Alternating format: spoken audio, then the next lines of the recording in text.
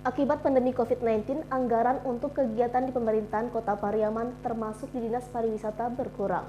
Untuk itu, pemerintah Kota Pariaman melakukan sinkronisasi kalender event pariwisata dengan kabupaten kota lainnya di Sumatera Barat. Pemerintah Kota Pariaman meluncing kalender event pariwisata tahun 2023 nanti di salah satu hotel yang ada di Kota Tabui tersebut. Dalam melaunching kalender event tersebut, pemerintah Kota Pariaman turut mengundang kepala daerah lain di Sumatera Barat. Pada saat launching tersebut, ada 26 event pariwisata yang akan diadakan di tahun 2023 nanti, diantaranya Pesta Hoyak Tabui, Triathlon, dan Pariaman Berlari.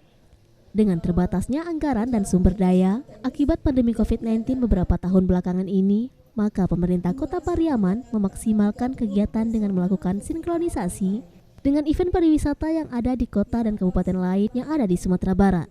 Dengan adanya sinkronisasi itu, Wali Kota Pariaman Genius Umar didampingi Bupati Damasraya Sultan Rizka berharap kabupaten kota saling mendukung satu sama lain dalam menyukseskan event pariwisata yang ada di daerah tersebut.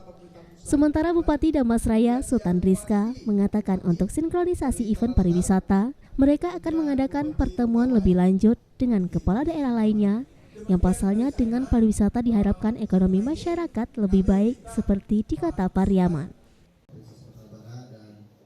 Dalam pasca pandemi COVID ini dan pasti kita kekurangan banyak sumber daya, terutama di sisi anggaran untuk promosi, karena itu dukungan sinkronisasi atau kolaborasi antara kabupaten kota di Sumatera Barat sangat diperlukan. Kami mulai dari Kota Pariaman, mungkin setelah ini Damasraya juga akan melakukan kalender event juga. Kita hadir sama-sama. Nah, ketika semua kabupaten kota saling mendukung, itu akan sangat membantu mempromosikan wisata di Sumatera Barat ini. Nah, saya pikir kolaborasi Kota Pariaman. Nah, ini sinkronisasi antara kabupaten kota untuk penguatan pariwisata sangat baik sekali.